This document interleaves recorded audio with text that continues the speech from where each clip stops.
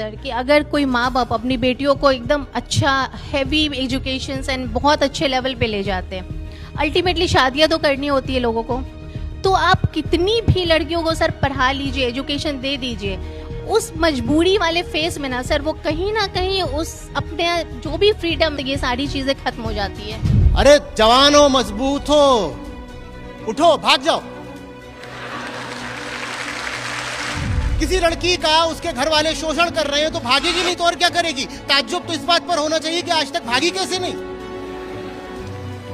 उसको बुलाओ यहाँ पे मंच पे जो दबी हुई है, चाहे किसी से भी, पति से, पिता से, घर से, समाज से, किसी से भी दबी हुई है और फिर भी दबना स्वीकार कर रही है, उसको यहाँ बुलाओ, उसका इंटरव्यू लो। बोलो आप महान हैं, आप रेयर हैं, आप विरल हैं।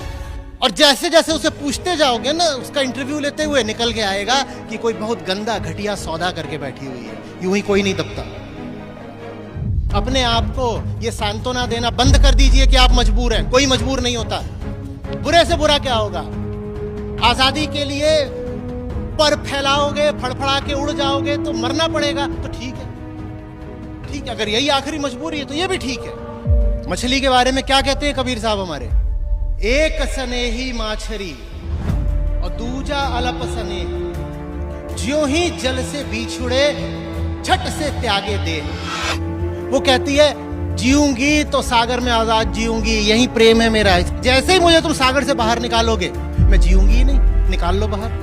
तुम ये नहीं कर पाओगे कि मुझे गुलाम भी बना लो और जिंदा भी रख लो, ये नहीं हो पाएगा। मुझे जिंदा रखना चाहते हो तो मुझे आजाद जीने दो। हमारा तुम्हारा साथ चल सकता है लेकिन गुलामी में नहीं चलेगा। हमारा तुम्हारा रिश्ता सिर्फ एक बुनियाद पर हो सकता है, मैं तुम्हारी स्वतंत्रता का सम्मान करूं और तुम मेरी स्वतंत्रता का सम्मान करो। अब ठीक है।